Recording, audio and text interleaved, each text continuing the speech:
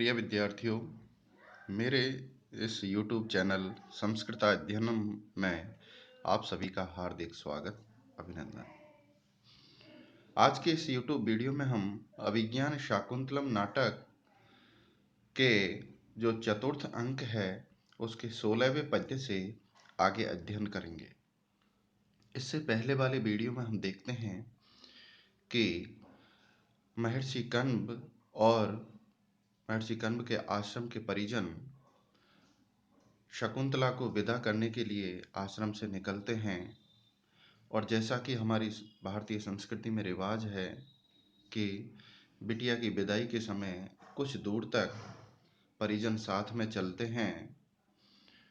और गांव के कुछ थोड़ी सी दूर जाकर के प्राय पहले जलाशय या कुआं आदि होता था, वहां तक जाते थे और वहां से अपनी कन्या को, पुत्री को विदाई करके वापस घर लौटते थे। ठीक ऐसे ही जब वो जलाशय के निकट पहुंच जाते हैं तब कण्व के शिष्य जो शार्ंगधर हैं वो कहते हैं महर्षि कण्व से कि भगवान, सुना जाता है कि स्नेही व्यक्ति के साथ जलाशय पर्यंत अवश्य जाना चाहिए।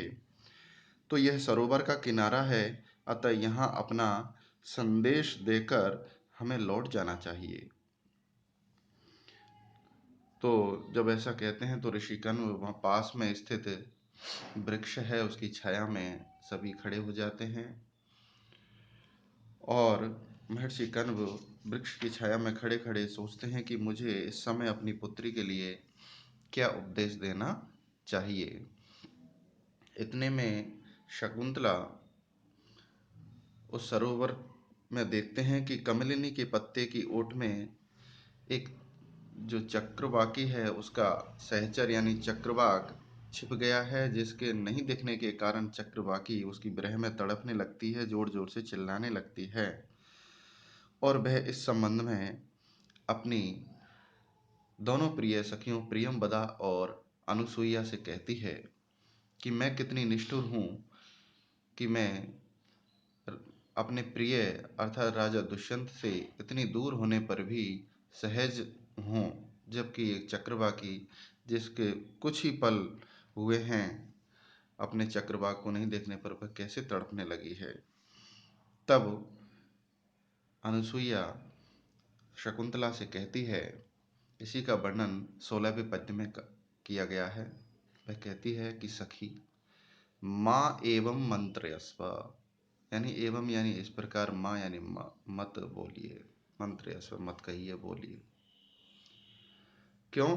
क्योंकि एषा विप्रियेण विना गमयति रजनीं वृषाद दीर्घतराम् गुरुवपि विरह दुःखम् आशाबन्ध सायति। कि एषा अपि, यह जो चक्रवाकी है ना, यह भी प्रियेण बिना, अपने प्रिय के बिना, एषा अपि यानी यह चक्रवाकी भी, प्रियेण अपने प्रिय चक्रवाक के बिना, विषाद दुख के कारण, दीर्घतराम और भी जो बड़ी हुई दिखाई देती है, ऐसी रजनीम यानी रातों को ये गमयति बिताती है। अरे ये जो चक्रवाकी है ये भी दुख के कारण जो और बढ़ जाती हैं, ऐसी लंबी लंबी रातों को अपने प्रिया के बिना, प्रिय चक्रवाक के बिना बिताती है।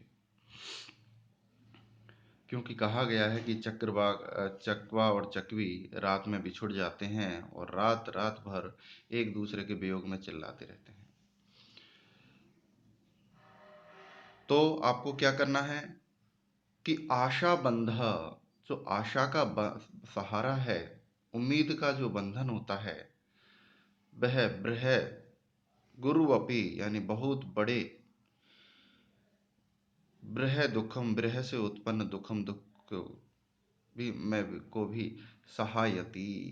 सहन करा देता है, अर्थात दुख को झेलने की शक्ति दे देता है। तो यहाँ पर ऊपर की दोनों पंक्तियों का नीचे की दोनों पंक्तियों रूपी विशेष कथन के द्वारा, सामान्य कथन के द्वारा समर्थन किया गया है, इसलिए यहाँ पर अर्थांतरन्यास अलंकार है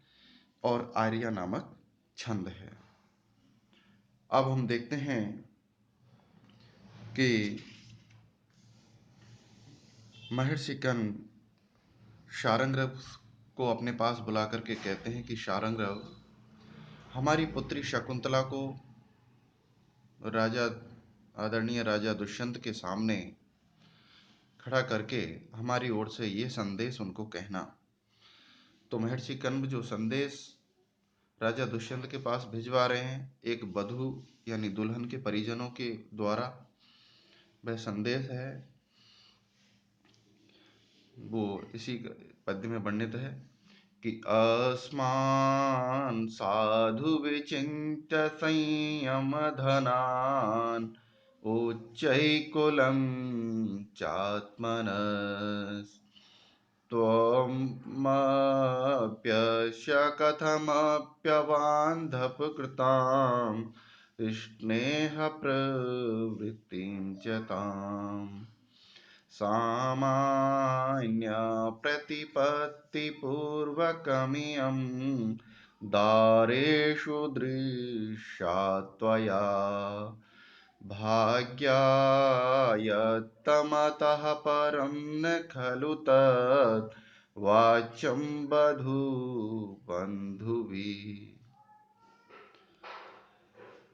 क्या कहते हैं महर्षि कर्ण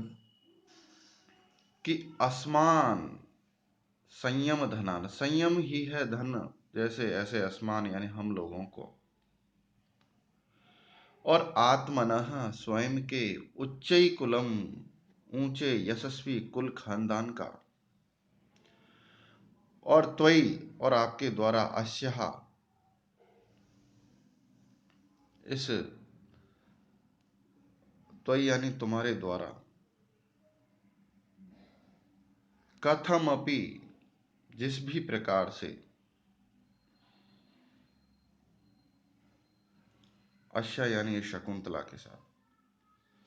अबांधव कृताम जिसको उनके परिजनों ने संपादित नहीं किया था, अर्थात परिजनों के अभाव में, वधु पक्ष के परिजनों के, माँ बाप भाई बहनों के अभाव में, जो स्नेह प्रवृत्ति, जो प्रेम व्यापार, जो प्रेम विवाह आप लोगों ने किया है, ताम उस शकुंतला को बारे में, साधु विचिंत ठीक प्रकार से विचार करके, अर्थात हमारे बारे में, हमारे स्वभाव के बारे में, अपने उच्च कुल खानदान के बारे में, स्वयं आपके द्वारा जो एकांत में शकुंतला के द्वारा जो गांधर्व विवाह किया गया है, उस सब वृत्तांत को बारे में ठीक प्रकार से सोच विचार करके आप विचार करें। और हम इतना कहना चाहेंगे कि त्वया तुम्हारे द्वारा, इयम यानी जो ये शकुंतला है, वह दारेशु अपनी पत्नियों के मध्य में, सामान्य यानी सामान्य रूप से, प्रतिपत्ति पूर्वकम, प्रतिपत्ति पूर्वकम यानी सामान्य शकुंतला के प्रति उत्पन्न स्वतः प्रेम व्यापार पर, मतलब भली भांति अपनी पत्नियों के मध्य में उसको समान आदर देते हुए, प्रतिपत्ति पूर्वकम यानी जैसा आप अन्य रानियों के साथ व्यवहार करते हैं, उनको जिस भाव से देखते हैं, ठीक वैसे ही समान आदर देते हुए, अर्थात इसको अपनी अन्य रानियों के समान ही अपनी पत्नी स्वीकार करते हुए आपको दृश्य देखना चाहिए, अर्थात इसको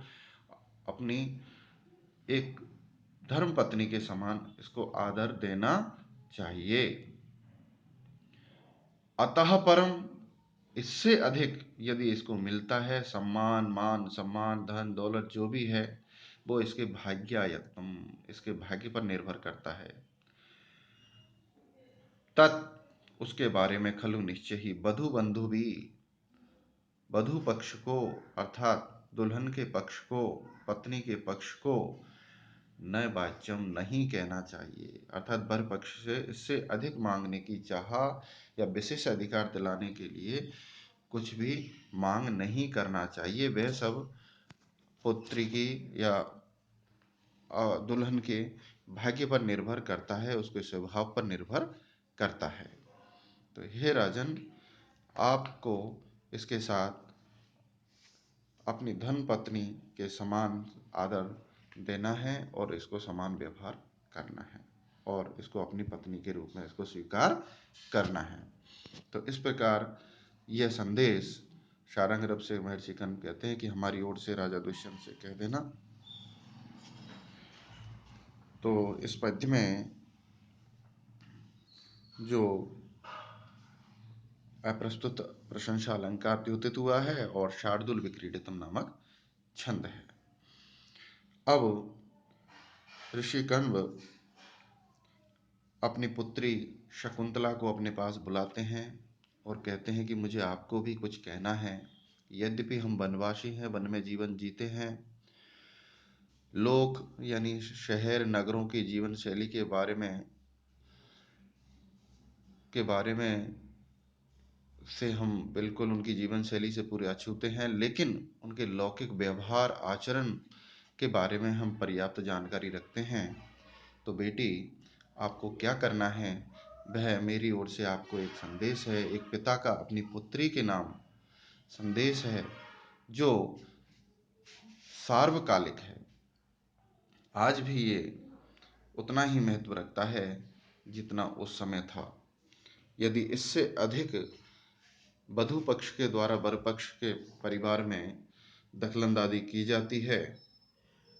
तो उसके कारण आपसी मनमुटाव और गृहस्थी के बिखराव की स्थिति बन जाती है। आइए देखते हैं महर्षि कण्व अपनी पुत्री से क्या कहते हैं। इसी का इस 18वें पद्य में वर्णन है। सुषुष्वा गुरुन कुरु प्रिय सखी वृत्तिं सपत्नी जने भर्तुर्विप्रकृतापि रोषणतया मा स्म प्रतीपं गमः भूयेष्ठं भवदक्षिणा परिजने भाग्येष्वनुत्सेकिनी यान्त्येवं गृहिणीपदं युवतयो वामाकुलसाधयः। महर्षि कण्व कहते हैं कि हे पुत्री, गुरुन, क्या कहते हैं कि गुरुन यानी बड़ों को, अपने से बड़ों को, गुरुजनों को, सास ससुर आदि को की शुश्रूषा सेवा करना। अपने ससुराल में जाकर अपने सास ससुर आदि वृद्धजनों, गुरुजनों, बड़ों की सेवा करना, उनकी आज्ञा का पालन करना। और सपत्नी जने, अपनी सौतों के साथ अर्थात अपने पति राजा दुष्यंत की अन्य पत्नियों के साथ प्रिय सखी जैसा वृत्ति यानी व्यवहार करो यानी करना, उनके साथ मित्रवत आचरण करना। और किसी कारण यदि विप्रकृतापि, अपमानित होने पर भी, यदि क्रोधावेश में आकर के पति कुछ तेज आवेश में आदि करके कह दें, अपमानित आदि कर दें, तो रोषणतया, क्रोध के कारण, क्रोधावेश में आकर के तुम भर्तु यानी अपने पति राजा दुष्यंत के प्रतिपम यानी विरोध में मास्म गमो, कभी मत जाना, अर्थात अपने पति के प्रतिकूल आचरण कभी भी मत करना, उनकी आज्ञा का पालन करना। और परिजने, अपने आश्रित लोगों, सेवकों, अपने से छोटों के प्रति भूयिष्ठम यानी अत्यधिक दक्षिणा भव, दयालु होना, उदार होना, उनके सुख दुख में साथ देना। और भाग्येषु, अपने भाग्यों पर अनुत्सेकली, कभी मत उठलाना, अपने भाग्य पर कभी भी घमंड मत करना। तो एवं यदि इस प्रकार का आप आचरण करोगी तो युवतयः, तो जो ऐसी स्त्रियां हैं, ऐसी जो नई नई जो वधू है, वो ससुराल पक्ष में जाकर के गृहिणी पदम, गृह स्वामिनी के पद को, अर्थात सभी की प्रिय यान्ति बन जाती हैं। उसको सभी लोग एक गृह स्वामिनी, एक अच्छी पत्नी, एक अच्छी गृह स्वामिनी का आदर देते हैं और गृह स्वामिनी के पद को प्राप्त कर लेती हैं। ठीक इसके विपरीत आचरण करने वाली जो स्त्रियां हैं, वामा, जिनको वामा कहा गया है, अर्थात ठीक इसके विपरीत चलने वाली, अपने बड़ों की सेवा नहीं करने वाली, अपनी सोतों से ईर्ष्या रखने वाली, अपने पति के क्रोध के द्वारा जरा सी बात पर कुछ गलत कह दिए जाने पर उससे रूठ जा करके उसकी बात नहीं मानने वाली, अपने परिजनों को के साथ धृष्टतापूर्वक व्यवहार करके अपने भाग्य पर इठलाने वाली ऐसी जो स्त्रियां हैं, वो कुल खानदान यानी ससुराल पक्ष के लिए आधया मानसिक बीमारी हो जाती हैं, जिनका कोई इलाज नहीं होता है, अर्थात वह उस कुल खानदान के पतन और अपयश का कारण बनती हैं और स्वयं का भी पतन करती हैं। तो हे बेटी, जो मेरे द्वारा कही हुई बातें हैं, इनको आप आत्मसात करना और अपने जीवन में निभाना। यदि आप ऐसा करोगी तो जीवन में सुख पाओगी और सभी की प्रिय रहोगी। ऐसा वर्णन, ऐसा संदेश महर्षि कण्व अपनी पुत्री शकुंतला को कहते हैं। तो यहाँ पर शार्दूल विक्रीडित छंद है और साथ ही अर्थांतरन्यास रूपक अलंकार है, हेतु अलंकार भी है। तो बहुत ही सुंदर पद्य है। और जो कहा गया है कि काव्येषु नाटकम रम्यम तत्र रम्या शकुंतला तत्रापि च चतुर्थो अंक तत्र श्लोक चतुष्टयम्। तो वो अभिज्ञान शाकुंतलम के जो 4 जो प्रसिद्ध पद्य हैं, जो इस नाटक की आत्मा हैं, उनमें से ही ये एक पद्य है और जो अपना सार्वकालिक महत्व रखता है और हर परिवार को इससे सीखना चाहिए। अब शकुंतला अपने पिता से लिपट लिपट करके कहती है कि हे पिता, मैं आपके बिना ससुराल में कैसे जी पाऊंगी, क्योंकि मैंने आपने मुझे पाला पोसा है, बड़ा किया है, मेरा तन मन इस आश्रम में निवास करता है। अब मैं यहाँ से दूर, जिस प्रकार मलयाचल से वियुक्त चंदन लता जिस प्रकार जीवित नहीं रह पाती है, ठीक वैसे मैं आपके बिना कैसे रह पाऊंगी। तब महर्षि कण्व अपनी पुत्री से कहते हैं कि हे पुत्री, क्यों इस प्रकार दुखी हो रही हो। आप ससुराल जाकर के इस तरह व्यस्त हो जाओगी कि मेरे बारे में सोच भी नहीं पाओगी और दुख, मेरे से उत्पन्न दुख को भी भूल जाओगी। इसी के संबंध में ऋषिकण्व कहते हैं पुनः अपनी पुत्री से कि अभिजनवतो भर्तु श्लाघ्ये स्थिता गृहिणी पदे विभव गुरुभिकृत्यैस्तस्य प्रतीक्षणमाकुला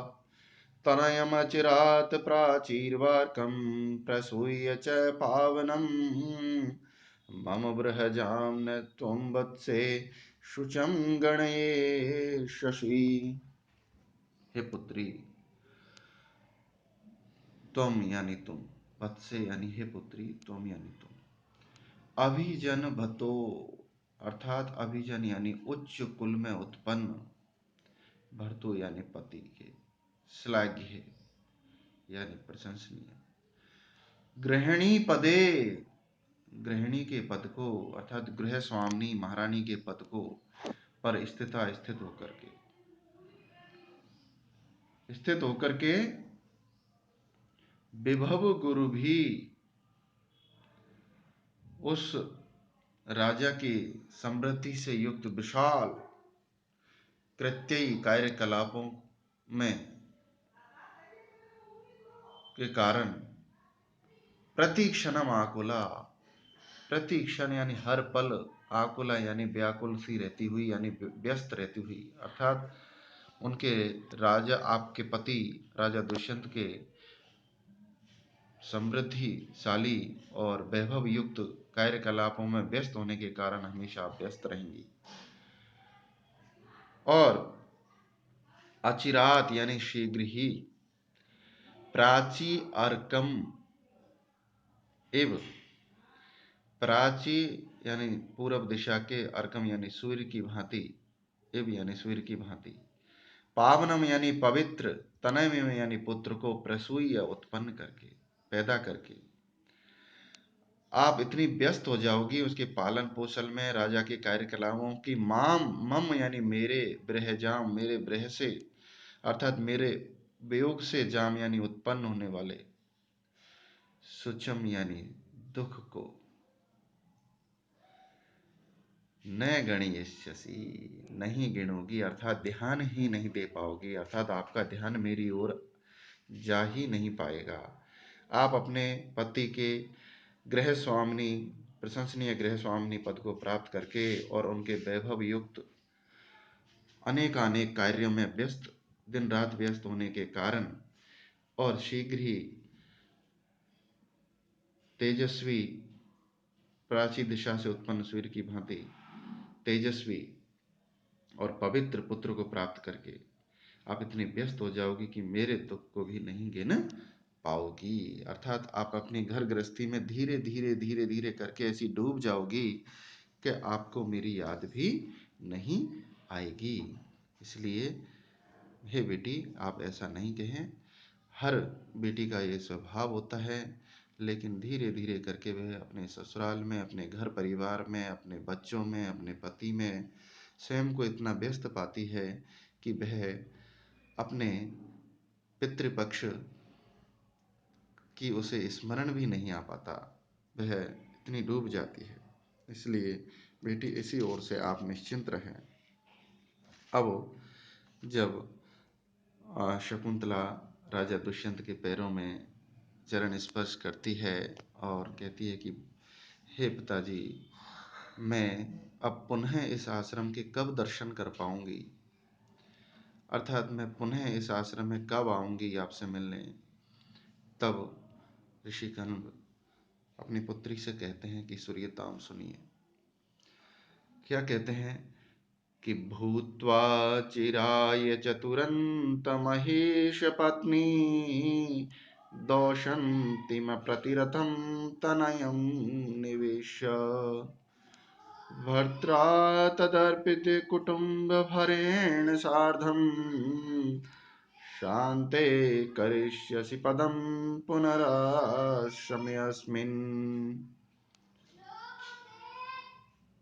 हे पुत्री, कि चिराय लंबे समय तक चतुरंत महेश पत्नी, चतुरंत यानी चारों समुद्रों तक जिसका का फैली हुई है ऐसी मही यानी पृथ्वी की सपत्नी सौतन की भांति भूतवा रह करके, अर्थात आप के पति का जो साम्राज्य है वो चारों समुद्रों तक फैला हुआ है। तो एक प्रकार से आप जिस प्रकार आपके पति उनका पालन पोषण करते हैं, उसकी रक्षा करते हैं, ठीक वैसे ही आप भी उस साम्राज्य की, अर्थात राजा की महारानी बनकर के लंबे समय तक, और अप्रतिरथम तोषंतीम तनयम निवेश, अप्रतिरथम यानी अप्रति योद्धा, तोषंतीम यानी दुष्यंत के पुत्र को, तनयम ऐसे पुत्र को राज सिंहासन पर निवेश बिठा करके, अभिषिक्त करके, और तदर्पित कुटुंब भरेन, तदर्पित यानी उसको सौंप दिया है, कुटुंब यानी राज के भरण पोषण का दायित्व, यानी राजा का दायित्व जिसको पूरी तरह सौंप दिया है, ऐसे भर्त्रा, ऐसे पति के द्वारा, ऐसे पति के सार्धम यानी साथ में आप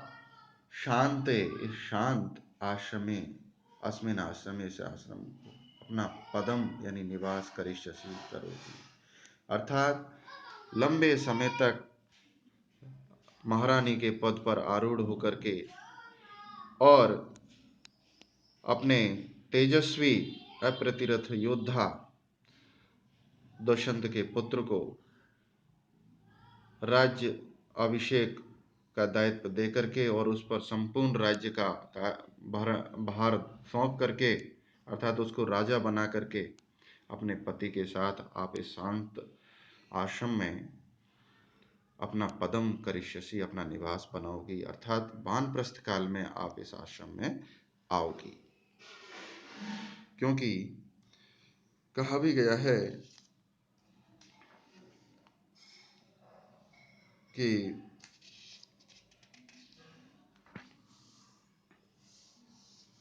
मनुस्मृति में भी कहा गया है कि जब पुत्र उत्पन्न हो जाए तब व्यक्ति को वानप्रस्थ आश्रम ग्रहण कर अरण्य में निवास करना चाहिए। इसलिए हे पुत्री, आप भी उस समय आकर वानप्रस्थ में जब आप अपने पुत्र को संपूर्ण कार्यभार सौंप दोगे, तब इस आश्रम में आप वानप्रस्थ में अपना वानप्रस्थ जीवन और संन्यास जीवन बिताने के लिए इस आश्रम में आओगी। तो इस पद्य में माला दीपक अलंकार है, साथ ही बसंत तिल का छंद की मधुर छटा यहाँ पर स्थित है। तो आज के लिए इतना ही इस वीडियो में है, और अगले पद्यों के लिए यानी 21वें पद्य से आगे हम अगले वीडियो में अध्ययन करेंगे, जिसका नोटिफिकेशन प्राप्त करने के लिए आप मेरे चैनल को सब्सक्राइब करें, लाइक करें और साथ ही कमेंट बॉक्स में अवश्य लिखें कि आपको वीडियो कैसा लगा। धन्यवाद।